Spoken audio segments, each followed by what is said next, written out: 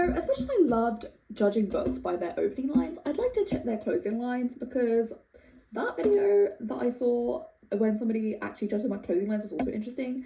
However, I'm a little bit like scared about that, because some people were like feral when they were young and used to like read the last page and be like, okay, I want to know what happens. But I was never that person, because I always felt like I was gonna get spoiled, and I assume I'm gonna get spoiled for some of these, especially, oh no, for some of these, especially this one. I think this one's gonna spoil me. But I'm excited, because I've never done this before. I've never really read the last page unless it's by like accident, because it terrifies me. But I want to do it because I'm just like nosy, and I like this idea. I just think it's like a good, fun video idea, because I love like sharing my opinions on like things that no one cares about. That's really like something I really thrive off of. So these are my selection of books. I'm gonna put them here, but then I'll put them like up here so that you can see, because I don't think you can see the pile here, but I'll put them here. Okay, so I'm not gonna start with that one just because I just feel like that's unfair. So I'm gonna start with this one. The first one is Luster by Raven Leilani. Leilani? I don't know. I've always really loved this cover. I think it's like a beautiful cover. Like, it's so captivating, but also like it's so recognizable. Like, I feel like I've seen this cover so many times that I'm like, oh, I know exactly what that book is. Like, immediately I know because of these lips. Okay, Luster. Okay, last line. Oh, that's acknowledgements. No, okay. And when I am alone with myself, this is what I am waiting for someone to do to me, with merciless, deliberate hands, to put me down onto canvas, so that when I'm gone, there will be a record, proof that I was here. There will be a record, proof that I was here. Whew. I like that. I like that. You know, like, I'm the type of person who at like 14, when Augustus Waters said like the thing that he's most afraid of is oblivion and like being forgotten in the world, I was like, oh, I get that. Me and you, Augustus, I get it. So like the idea of someone wanting to be remembered forever and to be done like basically be painted and remembered forever is like sick. I don't know, maybe she's like a bit psychotic and that's why she wants that, but I know she's an artist, so she is doing that to other people and she wants it done to herself. That's interesting. Okay, again, first and last, but it's looking good for Luster, personally. Okay, this is why I don't want to start with this. This is Beloved by Toni Morrison. This book literally has a Nobel Peace Prize for literature, so perhaps a little mean to rank them against some of these books that are a bit like up and coming and trendy and fun. But you know, it's in the collection, and I want to, oh no, again, the end. Also, I keep like opening it to like read the first line. No, the end. I'm also really scared this is gonna, actually, I already know the plot of this. This is not gonna spoil anything because I know what happens in this book. So that's okay. But let's see what it is. Is this there? No, I think this is part of this book. Okay. Oh, the last line is just the word beloved, but and then the one before that is certainly no clamour for a kiss, and the one before that is just weather. Let's go for the last long line. Okay. Not the breath of the disremembered and unaccounted for, but wind in the eaves or spring ice thawing too quickly. Just weather, certainly no clamour for a kiss, beloved. I don't know.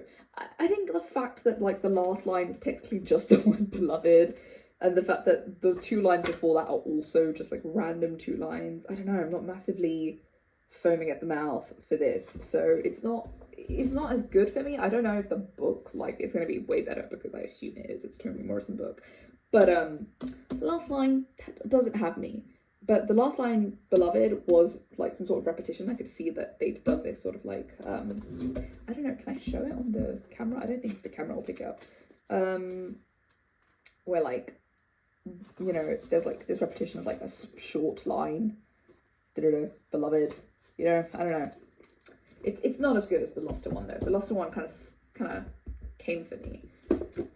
Speaking of coming for me, this book, every single time I read none of this is serious, not nothing is serious, none of this is serious, by Katherine Prasifka. Every time I read the bio on Goodreads, I'm just like, yeah, this is me. I really feel attacked by this book, so I don't know, I'm gonna read the last line. I really hope I don't get spoiled for this one because I'm kind of excited as hell to read this. But okay. Right, this is the acknowledgements. That's okay. Sorry.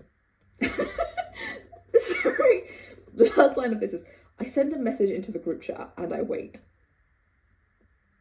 I really like that. I assume there's like loads of context for why that's like unhinged or whatever. Oh, I don't know. That's really funny. It's not funny, but like I just think it's good.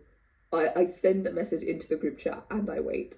I mean, this is about like social media and like life and not knowing where you're like going with your life and all of that. So I send a message into the group chat and I wait.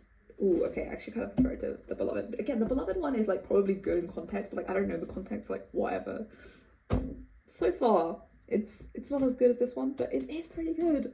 Just because it made me laugh, like immediately, like being like, okay, what is a profound ending to this book? I send a text to the group chat and I wait. You know, same. I'll be doing that sometimes. Okay, and then I have Ghosts by Dolly Alderton.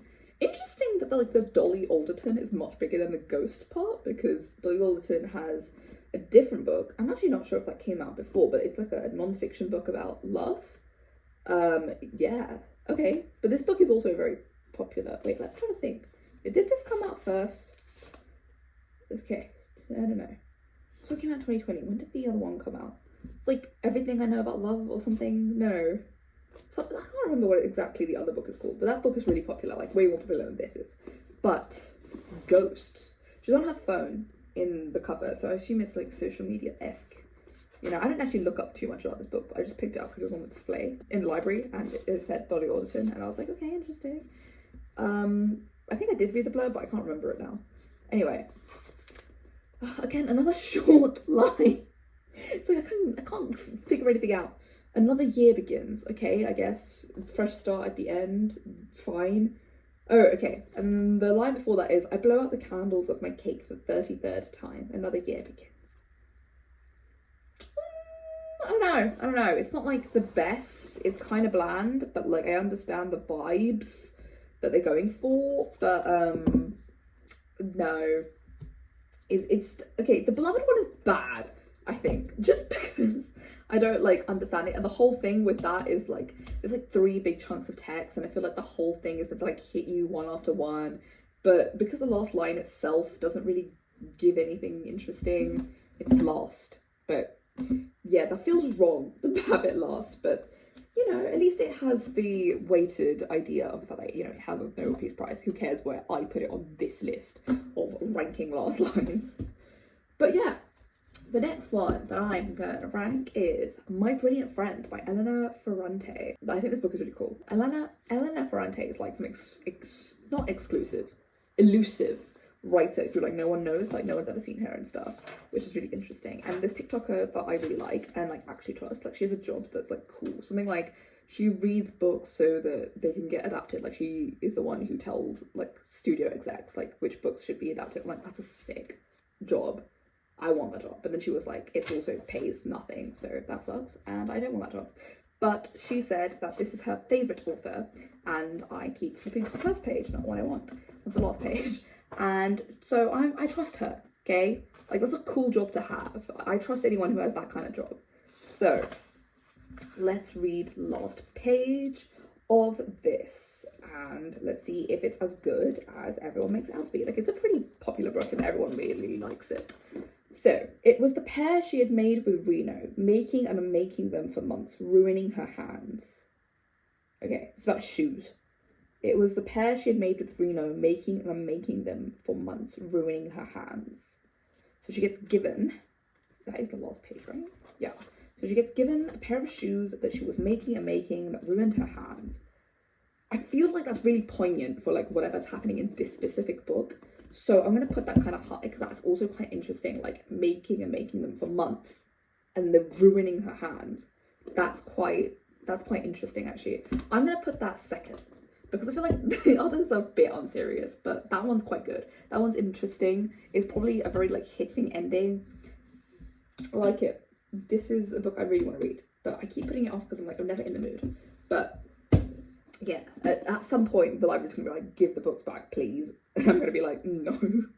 But that's kind of got me excited to read this one. Okay, the next one is This Green and Pleasant Land. This again, I take a lot of recommendations from other YouTubers, just other people who are like, this book was really good, you should read it.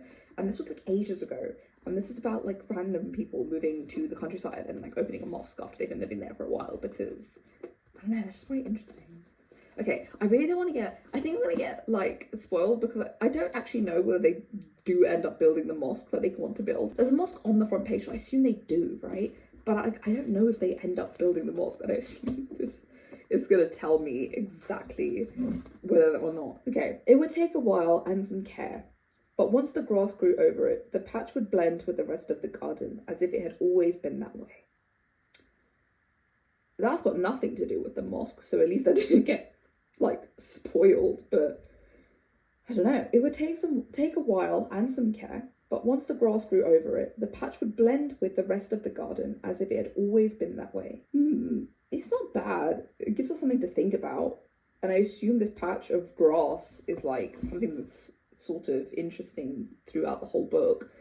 But I'm not gonna lie, this is a bit dead, isn't it? Like, something about grass. I assume they've, perhaps tilled the grass, maybe they've cut the grass, I don't know. Like, grass-related endings, I don't know, kind of boring. I'm gonna put this under none of the serious. Actually, no. This might be, like, really quite bad. Not bad, but, like, quite low. Because the ghost one is about, like, her aging a year and moving on. It's kind of an interesting ending, I guess. Cyclical, not like cyclical, just sort of progression of time vibes. But okay, that's like shaping up okay, I think. And the next one is Lapona by Otisha Moshfegh. I really love this cover. Like, I think it's amazing. And my like best friend said this book was really good, so I'm excited to read this. But yeah, and also I've read My Year of Rest and Relaxation, so this is like the next book from her that I'll probably read, and I am excited for it. Okay. The last line is, you'll see, you'll be so happy and free you'll sing. Okay, no. The last line is simply just, you'll be so happy and free you'll sing. That's quite good. You'll be so happy and free you'll sing. I want to, like, see, like, is that, like, for real? Or are they just joking? Is that, like, a sarcastic, ironic, sardonic kind of comment where it's, like, you won't actually be free? Or they are actually free and, like, they're happy and good for it? And this is some sort of like uplifting ending, but I'm also like, this is Otisha Moshfegh, keep saying her name wrong, book, so I don't know. You'll be so happy and free you'll sing. That's quite good. That's actually quite good. I'm not sure. I think that's going to be third. Yeah, you'll be so happy and free you'll sing. That has me thinking, because I know that this is like a medieval book. I don't massively know exactly what the tone is, aside from the fact that this author doesn't really write sort of carefree like books, so that has me interested. You'll be so happy and free you'll sing. Like, why was she, I say she, is it a female main character? I don't know. Will they be free? Why were they not free? Sing? Why are they singing? It interests me. It has me. It's short and sweet but to the point, and it has a good point, and it's not like ridiculous like this one about the texting. So yeah, you've earned your place. The last one is Vladimir by Julia May Jonas, and this again, big book recently. It's been getting a lot of hype, and I love this cover. Like, I love it. Like, her head, like, I don't really understand, but it kind of looks like she's going into it, but it's just the shadow. Like, it's not that she's like pushing her way through the wall, but it kind of looks like it is. And I love the red, the white text. It's good. It's a good cover. The red coat, the black hair, good cover. I don't know if people would pick it up if they didn't know this, but I think it's a sexy cover regardless. I say sexy, but you know what I mean. Just very good. Very enticing. Last book. And last line. Okay, again with the short ass lines. Just says, oh, comma, shame. But shame capitalized. That's kind of interesting. Why is shame capitalized? Is shame a name? Oh, shame. I like that. It's kind of, it's sort of like a consideration. It's kind of like a consideration of shame, a conciliation of shame, a sort of repression, maybe a sort of like acceptance of shame. I'm not sure. Let's read the one before. Okay. In rooms we forgot we've inhabited, Clothing we forgot we owned, touch we forgot we felt. Oh shame. I'm not sure. In rooms we forget we inhabited, clothing we forgot we owned, touch we forgot we felt. That's a nice last line. Oh shame. And then the shame being specifically capitalized makes me more interested in it. If it was just oh shame, like some of these other ones that have like short last lines, you know, that's not that great. Like beloved, whatever. But oh shame, and the shame is, I think, okay, to be fair, perhaps I would be more into beloved having the last sentence beloved if I didn't know what beloved was. Like I know it's the kid. So I'm not like, oh no, why would that be? Like I'm not like taken away. Like I know what that means. Wait, is the child? Well, I know it's a person. It's like a thing that it's referencing. Whereas like shame, no idea. That's kind of interesting. That's got me thinking. What, like, is it shame? Like shame that they've forgotten they've been like inhabited spaces? Is it a shame that they forgot we owned things? Shame that they forgot the touch. I like that. Shame. And I also like know kind of like what this is about. So like the vibes of like this idea of like being ashamed of the actions that happen to the main characters in this book, which are kind of like dark and a bit like toxic. Shame stemming from something like that. Interesting. I think it's probably gonna go above. No, this is serious. Oh my god, please don't crumble. Okay, yeah, so this is probably the last remaining, like this is the ending judgment. Okay, Luster comes out on top. Luster was very good. I really liked Luster. I don't know if I'm gonna really love Luster, like reading Luster, because it's about like an open marriage. And like I don't know, polyamory is such an interesting thing when it comes to books. I'm just like, they're always like the most unhinged people ever in like books with the polyamorous relationship, and I'm like, okay. But yeah, this is the ending, and I really liked reading these. It kind of also gives me like an idea of what the tone is, even though I don't really understand what the tone is, which is why I had a confusing time ranking these. But also it has me more hyped to read some of these, because I'm like, why do they sing? What is like the entire book about making shoes? And like, does the shoes come up again and again? You know, like the texting in that one was just very funny. I kind of high-key like that. And this one only isn't last, like the Green and Present Land isn't last, because Beloved is one line long and doesn't give that much impact for me personally. So yeah, good ranking. I had a good time.